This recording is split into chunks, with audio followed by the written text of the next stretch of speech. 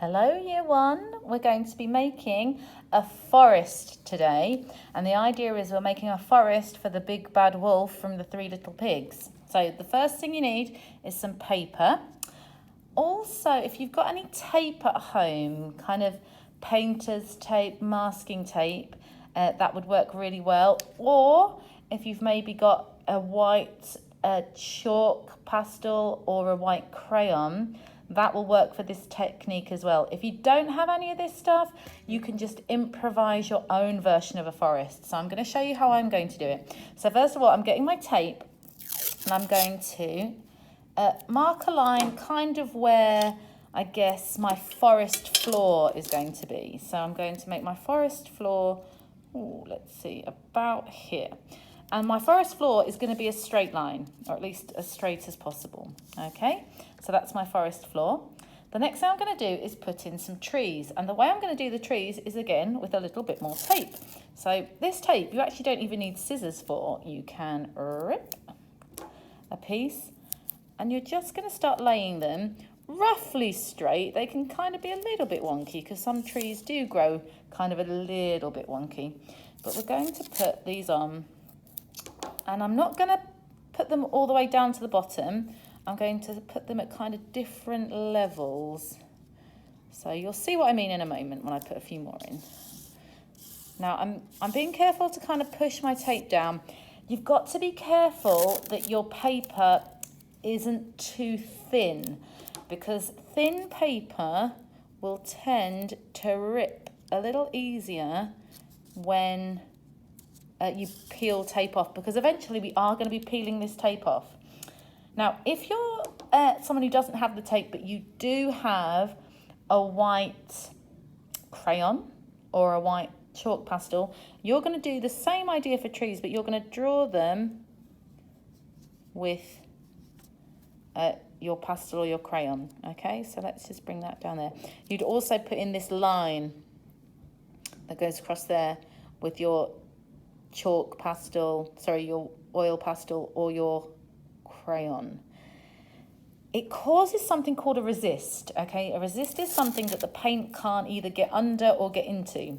So I've got a tape resist that I'm creating right now, and I've also got this oil pastel is going to act as a resist as well, so the paint can't get into it or under it. So I'm going to build this up. I'm going to aim for, let's see, maybe a few more trees. Let's see. Let's put one here. Let's put one. Let's see. I'm leaving that gap there to show you how the oil pastel works. Let's put this one here. All right, now, once you've got your forest floor and your trees, if you have tape and an oil pastel or wax crayon, you might even want to put in something to represent branches. You don't have to do this step. And these snap quite easily. You don't have to do this step. I'm just doing it to show you your options, okay?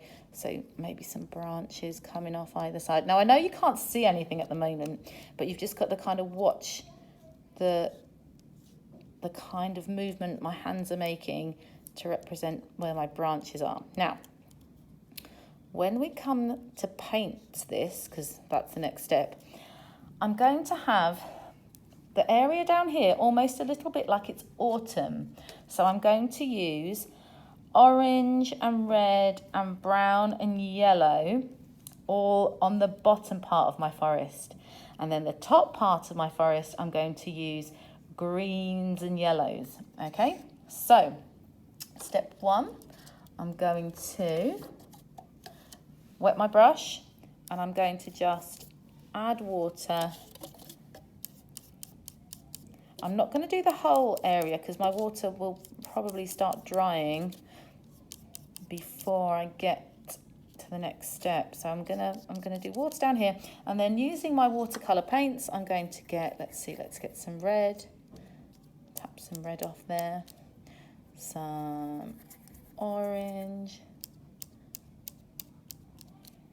some kind of, this is like darker orange, some, let's have a bit of brown, some brown. Okay, so I'm going to start building up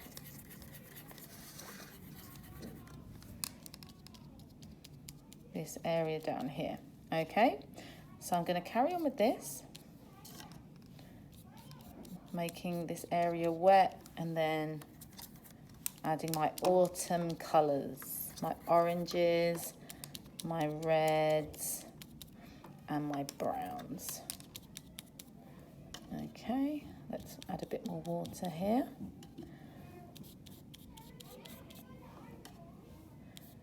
I think I want a little bit more red in this. Okay, some red.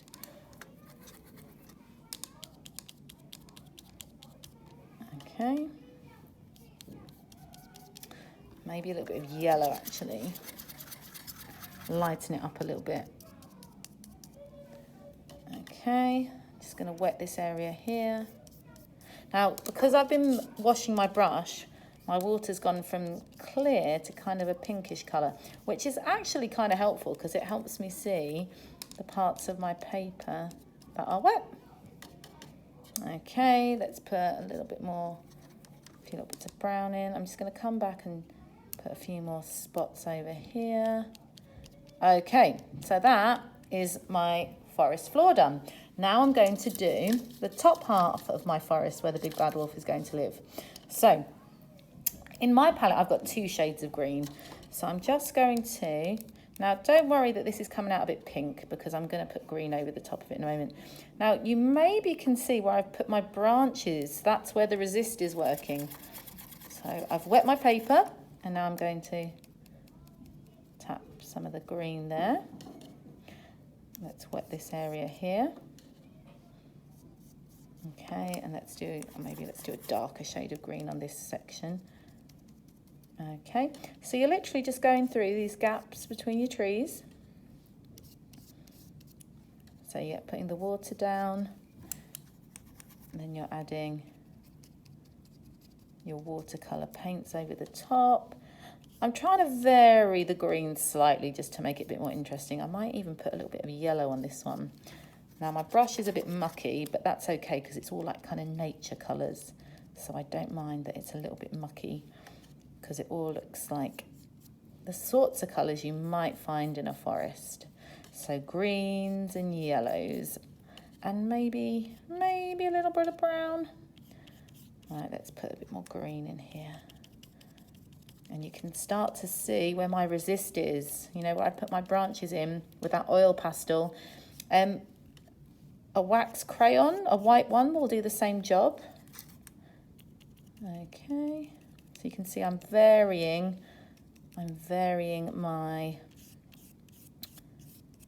my shades of greens and yellows in the background of the forest. Okay, let's put a bit of yellow in that one. And let's do one more. Let's do that one. Let's add some green there. Okay, now, this is the bit where you've got to have patience. The best thing to do is just leave this to dry and come back to it later. But I'm going to speed things up by dabbing it with some tissue. And I'm only doing that so I can show you the next step. You, ideally, would leave yours to dry. Now, when I dab it, we're going to lose some of the pigment because this tissue is going to soak up some of that pigment. That means the colour that was in my forest scene. So be prepared. If you don't leave it to dry and you want to rush ahead and dry it with a tissue, be prepared for the colour to come out a little bit. All right, so I'll show you what I mean. So I'll get my tissue ready and I just lay it on top. I'm not going to scrub because I might end up spoiling it. I'm just going to lay it on top and I'm going to use my hand like this to dry it. Okay, but you ideally are going to wait. So you can see it still looks lovely, but it's a lot lighter than it was because, like I said, the tissue has taken out a lot of the pigment, and you can see actually makes kind of a cool print, but you can see a lot of the paint pigment has attached itself to the tissue. So this making this area a lot lighter, but it's kind of nice, I don't mind. Okay. So if you've had patience and you've let it dry by itself, the next step is to remove the tape. Now, if you used a wax crayon, you won't need to remove anything because your crayon will have done the work of the tape. So let's just get this all dry up here. You can see I've still got a little bit more paint pigment still coming off. There we go, let's just dry this corner. This corner was the wettest because it was the last bit that I painted. Okay, right, now I'm going to slowly remove my tape. This bit's really satisfying. Now, when you're using tape as a resist when you're painting, you have got to make sure it's stuck to the paper, because if it doesn't stick well to the paper, the paint will go underneath it and you won't get the same effect that I'm getting here. Okay, the paint will just ooze underneath the tape. Okay, now some of these corners are a little bit trickier. Okay, oh, see, I almost ripped my paper there. You mustn't get too carried away. You've still got to kind of go slow enough so that if it does start catching the paper, you can slow down, because you might be a bit sad if you rip your paper. Okay, so there's my forest, and then one more piece of tape to come off, and that's the forest floor. Now, the forest floor, we're going to put in just some flicks of kind of, let's say, like a brownish red. So I'm gonna, with the lid of my oil pastels, I'm gonna put some brown in, and I'm going to add some red. Okay, so I've made this kind of autumny colour, and I'm just gonna put some flicks, and I'm not gonna put them over where the trees are. I'm going to stop wherever I see a tree, and then I'm going to start again. Stop where I see a tree, and carry on. Stop. Now, you could do this with a pencil. You don't actually have to do this with a paintbrush. So if you want to do some little flicks with a brown pencil or a red pencil, then I think that's a good idea. Okay, so that just shows kind of the vegetation in the background, and I'm just going to blend the edge of that down. Okay, so just very carefully. Blending the edge just means we can't exactly see where I started. Okay, so there we go. Now, you're going to do some contour lines on these trees. Ideally, you do it with either a sharp brown pencil maybe, or a sharp black pencil.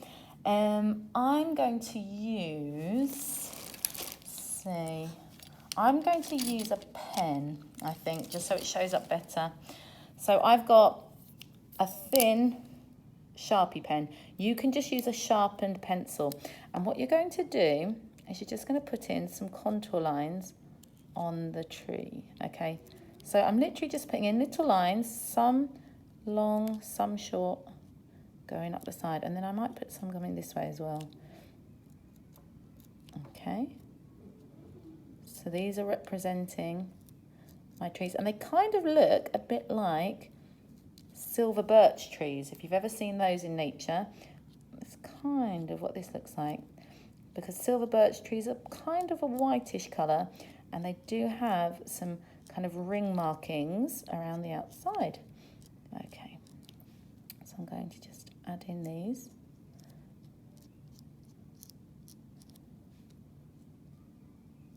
Now, if you did use a oil pastel for this work, you shouldn't really go over oil pastel with pen, because you'll probably end up accidentally ruining the nib of your pen, because pens and oil don't mix.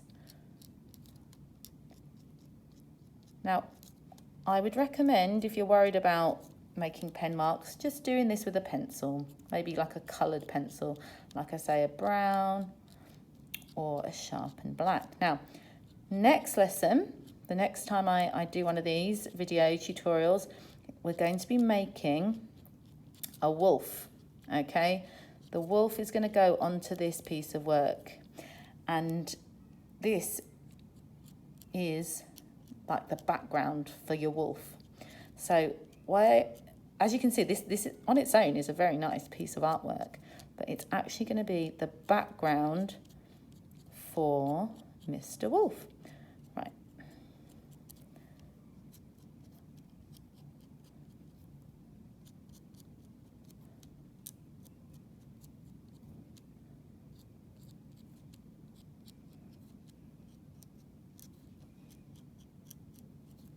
And one more. Obviously, when you do yours, you're not going to go as fast as me. The only reason I'm speeding through this is because I've done this before, and I'm quite confident with using a pen. But if you are taking longer, that's normal, that's natural, that you should be taking your time to do these little lines. So there we have it. There's our forest background for Mr. Wolf, and we're going to create him next time. Okay then, bye-bye.